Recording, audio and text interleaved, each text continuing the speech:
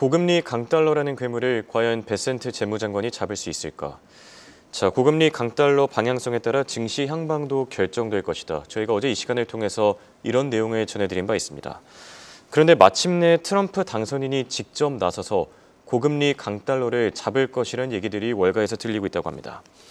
자, 과연 어떤 얘기들인지 한국경제신문 한상준 눈설위원과 얘기 나눠보겠습니다. 안녕하십니까? 네, 안녕하십니까? 네, 오늘 미국 증시 혼조세로 거래를 마쳤습니다. 다우지수는 올라줬고요. 반면에 국채금리가 급등하면서 기술주들 어김없이 타격을 받았는데 어떻게 보셨습니까? 네, 어제 느닷없이 괴물 얘기를 했는데요. 예. 미국에서 괴물 얘기가 나와서 괴물을 잡아야 미국 증시가 안정이 되지 않겠습니까? 그렇죠. 그래서 오늘도 이 장 초반에는 미국의 국채금리 굉장히 급등세였었고요. 예. 달러 인덱스도 한 110 넘어가니까 그렇죠. 3대 지수에 이렇게 낙폭이 특히 나스닥 지수의 낙폭이 컸어요. 예. 그러나 그 진정이 나가면서 낙폭을 줄여주는 모습인데요. 우리가 시청자분을 통해서 20일 정도 된 것 같습니다. 예. 미국 증시의 그 고평가 그리고 이제 미국 증시의 신중을 기해달라. 그리고 이 자금들이 지금 다른 쪽으로 가고 있는데 이제 문제는 누누이 말씀입니다는 미국의 그 경제를 대처할 만한 펀더멘탈 대처할 만한 시장은 아직 나타나지 않고 있다. 예. 자금의 이탈하는 국면이 아직 쉘터 성격을 갖고 있기 때문에 미국의 그 증시도 지금의 그 고평가 부분에서 해석하면 펀더멘탈이 괜찮기 때문에 여전히 유망하다. 그렇죠. 그리고 한국에서 자금이 많이 들어오는 것은 우리 펀더멘탈이 좋은 게 아니고 달러 베이스를 대비해서 우리 지수가 너무 그 저평가되기 때문에 그렇다 하는 이런 말씀을 드렸었는데요. 예. 역시 계속해서 미국 증시에서 보면 고금리 그다음에 강달러 쇼크 문제가 계속 이슈가 되고 있다 이렇게 보게 됐습니다. 아까도 이제 잠시 김채연 PD께서 미국의 국채금리와 달러 인덱스를 좀 얘기했는데요. 예. 마감 지수로 보면 달러 인덱스가 109대, 그다음에 국채금리가 4.798 이렇게 됐습니다는 네, 그렇죠. 장중한 때는 4.8% 돌파하고 달러 인덱스도 110을 돌파하는 모습이 되면서 나스닥 지수가 급등하는 모습이 오늘 특징이다 이렇게 됐습니다. 예. 결과적으로 보면 지금 트럼프 정부의 미국 경제라든가 특히 증시적 측면에서 지금의 그 조정 국면을 마무리할 게 뭘까 하는 측면에서는 고금리 그다음에 강달러 문제를 누가 이렇게 잠재울 수 있을까 하는 문제거든요. 예. 그래서 어제 베센트는 이 시장에 많이 참석하고 정책의 경험이 없기 때문에 사실 베센트는 이런 능력이 제니 델런과 같이처럼 있겠느냐 하는 이 측면에서 이렇게 보면 예. 오히려 지금은 그 트럼프 대통령이 과거의 사례를 빗대서 직접 나서는 게 아니냐 이런 얘기가 들면서 장마판에 나스닥의 하락폭이 큰 폭이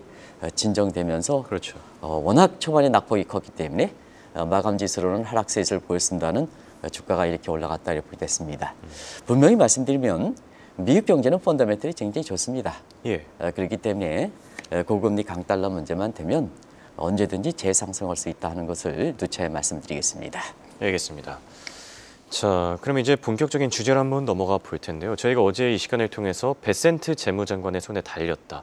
결국 고금리 강달러를 잡느냐가 이제 증시 향방에 상당히 중요한 변수가 될 거라고 전해드렸었는데 보다 못한 트럼프 당선인이 직접 나서서 이 고금리 강달러를 진압할 것이다. 이런 얘기들이 들리고 있어요. 어떻게 생각하시죠? 그만큼 중대한 이슈가 됐다는 얘기죠.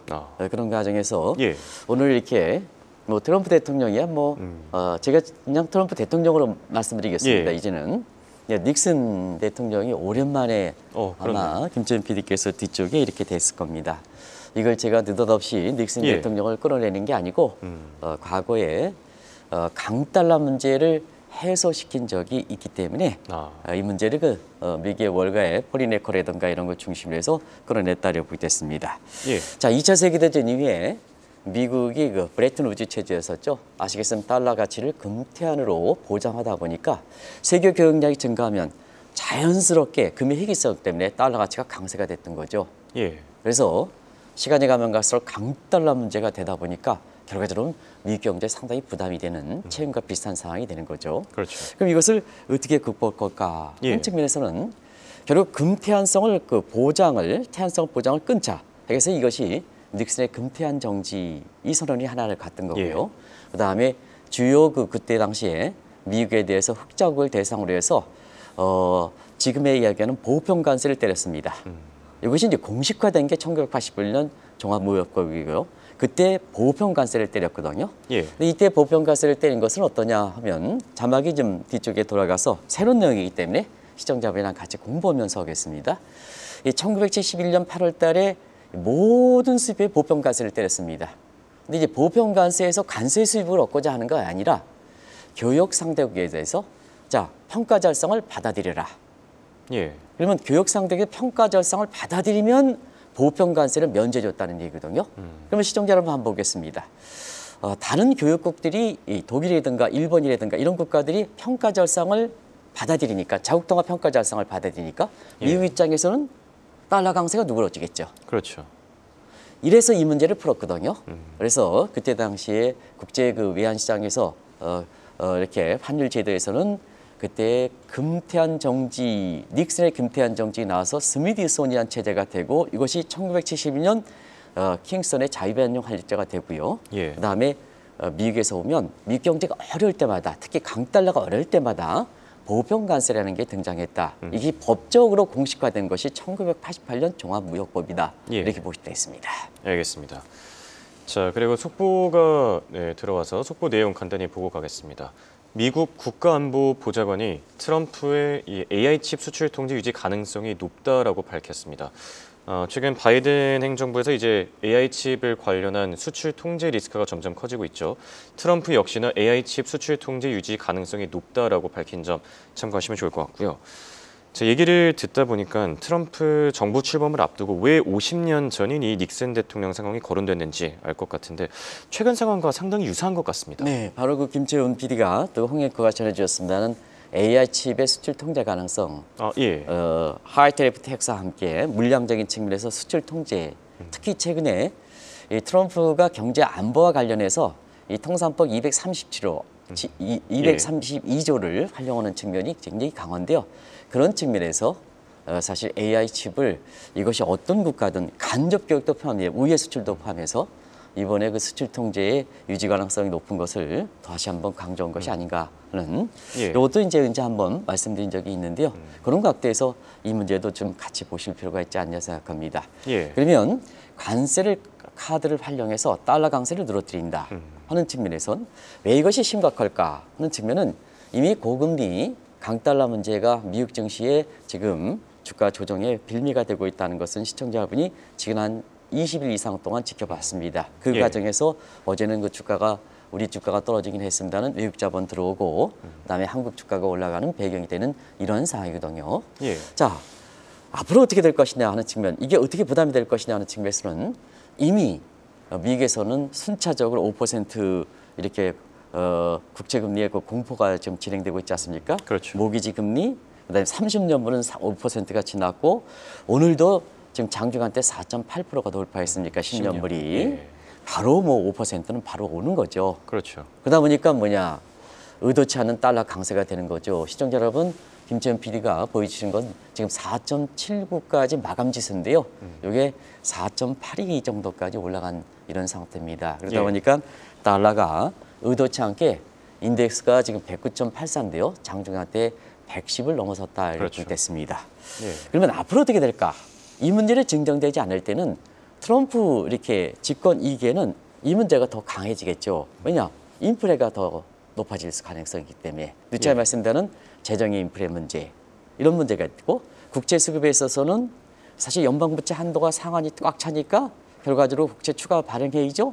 폐지 한도가 돼서 그러면 국채 수급상에서도 국채 가격이 떨어지고 국채 금리가 올라가야 되겠죠. 그러면 국채 금리가 올라가면 달러 가치는 더 강세가 되는 국면이죠. 그러다 보니까 자, 이것을 누가 잡느냐? 베센트는 지금 상태에서는 시장만 경험이 있기 때문에 잡지를 못한다. 정책적 측면에서는 제니 렐런 것처럼 2023년 10월과 마찬가지로 QRA라든가 라이백에서 조정하지 못한다. 근데 그렇다고 해서 파월이라든가 페드 입장에서는 지금 인플레 재발이 있는데 자, 정책 금리를 내려서 이걸 잡을 수 있을까? 못 잡는다. 그런 측면에서는 트럼프가 과거의 사례를 빗대서 직접 잡는 게 아니냐 하는 이런 시각이 나올 만큼 계속해서 미국 경제에 미국 증시에 부담이 되고 있다. 이렇게 말씀드리겠습니다. 알겠습니다. 자, 그런데 트럼프 당선인 특유의 태도대로 지금 이 달러 가치에 대해서는 애매모호한 태도를 보이고 있는 것 같거든요. 그런데 지금 국채 금리나 뭐 달러 가치나 사실 증시 부담이 되는 수준이 아닌가 생각이 드는데 어떻게 생각하시죠? 네. 트럼프 대통령은 절대 애매모호하면 자신의 입장을 밝히지 않죠. 그렇죠. 그리고 확실하게 상대방에 대해서 누를 수 있다 하면 그때 확실하게 들리지 않습니까? 예. 그래서 아직까지 트럼프가 고금리 강달러에 직접적으로 나설 것인가 하는 이 측면에서는 아직 애매모호한 태도를 보이고 있습니다는 그러나 부정도 안 하고 있습니다. 그런 가격에서 틀림없이 이 부분은 트럼프 입장에서는 굉장히 부담이 되는 것이 아닌가 생각하는데요. 예. 실제로 보겠습니다. 일단 국채금리가 지금 4.8% 정도 10년분인데요. 이 수준은 얼마까? 적정 수준을 벗어난 상태입니다. 그렇죠. 두 가지 측면이죠. 국가 부채 원리금 상환을 빌릴 때는 지금 예. 악순환 고리에 자 이자 상환을 위해서 국채를 더 발행해야 되는 악순환 고리가 있지 않습니까? 예. 그리고 두 번째는 펀더멘탈 측면에서는 미국의 성장률과 물가 상승률을 볼 때는 피셔 공식이라는데요. 예. 이 수를 볼 때는 사실 그 정책 금리상의 적정 금리는 테일러 준칙으로 하지만 왜냐하면 정책 반응이 계승이 있기 때문에 시장의 금리의 적정 금리는 피셔 공식까지 하거든요. 예. 이 수준 보더라도 지금 임계 수준을 벗어난 상태입니다. 이미 국채 금리는 그것이 부채를 상환하는 같은 펀더멘탈상의 부담이 되는 수치다. 그러면 이제 강달러 문제를 보겠습니다. 예. 강달러 문제에서 이렇게 보면 이게 이제 유명한 호드릭 프레스코 이게 방식인데요. 이 필드 방식인데요. 이미 달러 가치는 현재 펀더멘탈 미국의 수준에 비해서 적정 수준을 약 5% 이상 고평가된 상태입니다. 장기 추세에서 벗어난 상태입니다.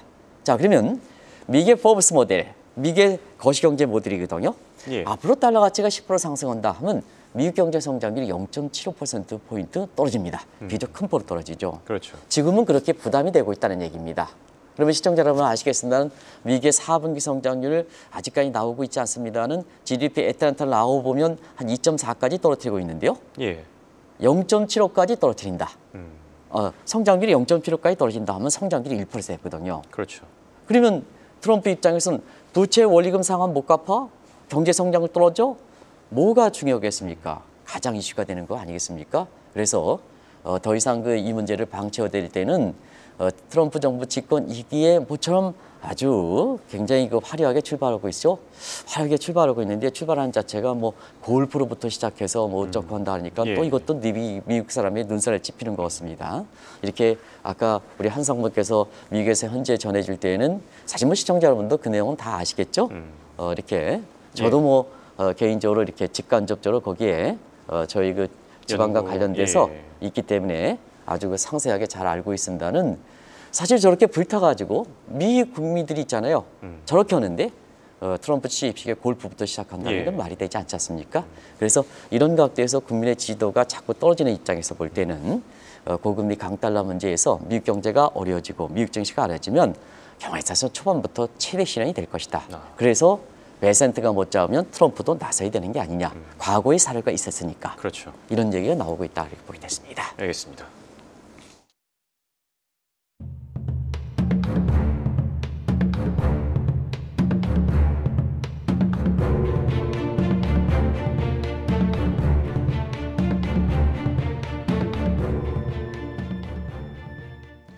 고금리 강달러 쇼크, 결국 트럼프마저 나설 것이다라는 얘기들이 나오고 있죠. 지금 시장에서 해결할 수 없다면 결국 인위적으로 또 조정해야 되지 않겠습니까? 네. 그게 바로 이제 1971년 닉슨이 예. 강달러 문제에서 미국 경제 부담이니까 보편 관세를 활용해서 교역상부터 평가 절상을 받아들여서 달러를 누그러뜨렸지 아니겠습니까? 그렇죠. 그러면 트럼프 입장에서는 지금 상황에서 사실 이 문제를 이게 다시 도용할 수 있는 게 아닌가, 인용할 수 있는 게 아닌가 예. 생각합니다. 집권 일기에도 이런 사례가 있었습니다. 그때에도 중국산 애플의 품에 대해서 보편관세를 때렸는데요. 사실 애플이 여러 가지로 이 문제를 좀 이렇게 풀어줘야 되지 않느냐. 아까 우리 김천PD의 소포에 AI 칩과 관련된 안보와 관련돼서는 중국에 대해서 이 제품에 대해서 좀 미국이 이익을 위해서는 관세를 좀 철폐해줘야 되지 않느냐. 철폐한 사례가 있습니다. 예. 그래서 항상 협상의 카드를 사용한다는 얘기거든요. 그렇죠. 그런 측면에서 자 트럼프가 당선하자마자 보편 관세를 했다는 것은 다들 아실 겁니다. 그런 과정에서 자 이 보편 관세는 어느 방안을 선택할 것이냐 하는 예. 것을 그래서 일전에 증시에서도 많은 영향을 미쳤습니다는 선별적 관세냐, 보편 관세냐. 자, 선별적 관세를 할 때는 물가 영향이 미미합니다. 그래서 고금리 강달러를 누그러뜨리는 효과가 있거든요. 예. 그리고 자, 보편 관세를 할 때는 인플레 영향이 크겠죠. 왜냐하면 모든 제품에 대해서 관세를 떼니까. 그렇죠. 고금리 그다음에 강달러 되겠죠. 그러면 왜 트럼프는 보편 관세를 때렸을까? 지금의 그때 당시에도 문제가 되는 고금리 강달러를 위해서는 선별 관세를 해야 되는데 왜 보편 관세를 했을까? 예. 이거는 뭐냐? 과거의 사람은 실제 추정했다 하는 것 이런 것보다도 트럼프는 협상의 달인이거든요. 트럼프 책에서 보면 협상의 기술에서 보면 일전에도 작년에 당선된 이거 나왔습니다는 뭐든지 협상의 카드를 활용할 게 예. 자, 보편 관세를 하면 보편 관세가 그대로 시행하겠다 하면 시청자 여러분 고금리 강달러에 대해서 쇼크를 자충수가 돼서 더 크게 되겠죠. 자, 이 문제를 들고 나와서 중국이라든가 이런 게 협상의 카드를 사용하겠다는 얘기입니다. 어떻게? 그렇죠. 나중에 말씀드리겠습니다는 강달러 문제 자, 내가 한번 해결하겠다. 보편 관세 때려? 그러면 뭐냐? 니네들 평가 절상을 수행해라. 그러면 강달러 문제가 해결되지 않습니까? 예. 트럼프 방식이죠. 이 문제가 바로 1971년 사례가 됐기 때문에 아까 닉슨의 쇼크라든가 이런 것 지난번에 넌너 덕트리나에 대해서 새로운 그렇죠. 용어인데 그건 내가 만든 게 아닙니다. 그리고 이번에 나오는 것도 닉슨 쇼크도 이게 내가 만든 용어가 아니고 옛날부터 있던 용어입니다. 이게 지금 닉슨 쇼크라는 용어가 넌너 독트린과 함께 다시 같은 맥락에서 나오고 있는 상황이죠. 예. 그게 이제 지금부터 제가 환율 제재든 해당 이렇게 보편 관세에 이렇게 압력을 받은 국가들은 어떻게 됐을까 하는 것을 말씀을 드리고 있습니다. 네. 얘기를 듣다 보니까 트럼프가 앞으로 이 관세라는 카드를 다양한 국가들에게 다양하게 활용하지 않을까 생각이 드는데 이 앞으로 어떤 방식으로 나타나겠습니까? 네. 사실은 미국이 보편 관세를 뗄 때마다 예. 협상의 카드를 이용할 때마다 국제시장에서는 큰 변화가 있었습니다. 앞서 1971년 강달러를 누구들에게 해서 보편 관세를 했을 닉슨에 이렇게 대때 보면 예. 그때는 미국에 대해서 대미 무역자가 큰 국가가 유럽 국가거든요. 다들 아시겠습니다는 이때 미국 입장에서는 유럽에 대해서 무역 적자국이고 유럽은 뭐냐 미국에 대해서 무역 흑자국입니다. 예. 그래서 그때 당시에 사실 그 강달러 문제, 무역 적자 문제 해소하기 위해서 결과적으로 달러 약세가 불가피했거든요. 그래서 앞서 말씀드린 같이 이 보편 관세를 했던 겁니다. 그렇죠. 그래서 국제 그 제도에서 보면 이렇게 닉슨의 금태 안정지가 나오고 그다음에 시청자 여러분 아시겠지만 1973년 유럽의 통화에 대해서 미달러가 어떻게 될 것이냐 하는 측면에 측정하기 위해서 1973년 달러 인덱스라는 얘기가 그때 나온 겁니다. 예. 그래서 그때 달러 인덱스 비중이 유로화 비중 58% 포함해서 유로 비중이 73%까지 갔던 것도 바로 그런 대목에서 나온 거다 이렇게 됐습니다. 두 번째는 예. 이 보편 관세를 자주 활용했던 것이 1980년대 레이건 행정부입니다. 그러면 그때 당시에는 미국의 무역 흑자 불균형을 맞다랬던 것이 일본이죠. 예. 일본이죠. 일본 입장에서는 자 고금리 강달러다. 일본 입장에서는 그만큼 달러가 엔화가 약세된 거죠. 그래서 프라자 협정 당시에는 엔달러 환율이 263엔입니다. 달러는 264니까 얼마큼 엔화가 약세입니까? 그럼 그렇죠. 미국 입장에서는 굉장히 강달러 부담이 됐던 거죠. 예. 시장에서 조정할 수 없어 프라자 협정에서 조정한 거죠. 프라자 협정에서. 그래서 264이 1995년에 79엔까지 엔달러 환율이 떨어져서 엔화가 강세되고 달러가 약세돼서 미국 입장에서는 사실 숨통이 터졌던 배경이다 이렇게 됐습니다. 예. 자 그러면 트럼프 집권 2기는 누굴까? 지금 무역 불균형을 많이 만들어낼 것 중국이 되겠죠. 그렇죠. 중국과 대만과 베트남과 한국 같은 이런 국가가 되겠죠. 한국도 만만치 않습니다. 예. 우리가 한 8위 정도 되는데요. 이러한 한국과 대만과 베트남이 이번에는 보편 관세 협상의 카드를 사용해서 자 지금 미국의 강달러 부담이야? 그러면 자국 통화 평가 절상, 우리나라 평가 절상, 그다음에 중국의 평가 절상 이 카드로 활용하지 않겠느냐. 예. 그러면 자 평가 절상하면 달러 강세 누르니까 트럼프 입장에서 지켜볼 필요가 없다. 당장 달러 강세 나오지 않느냐. 그러면 내가 공치사오기가 좋다는 얘기입니다. 공치사오기가 좋습니다. 예. 이런 상황이 지금 월가에서 워싱턴 정가에서 나오고 있다는 것을 말씀드리겠습니다. 네. 그런데 만약에 이 트럼프의 압박을 중국을 비롯한 국가들이 수용을 안 할 경우에는 어떻게 되는 겁니까? 네. 보편 관세를 통해서 예. 달러 강세를 통해서 중국이라든가 평가 절상을 수용하지 않으면 결과적으로 카드가 있는 거죠. 그게 바로 환율 조작 카드다 이렇게 보시면 있습니다. 아. 트럼프는 어떤 분이 그래요.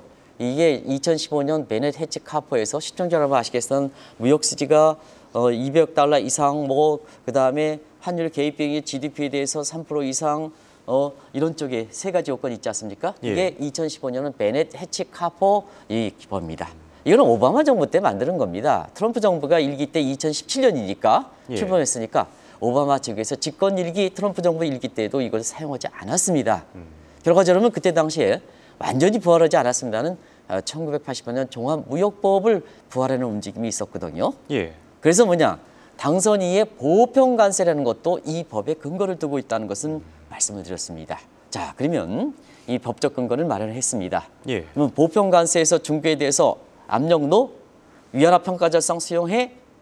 안 해? 그러면 뭐냐, 이 법에서는 환율 조작법이라는 이런 조작국이라는 지정돼 있다 이렇게 됐습니다.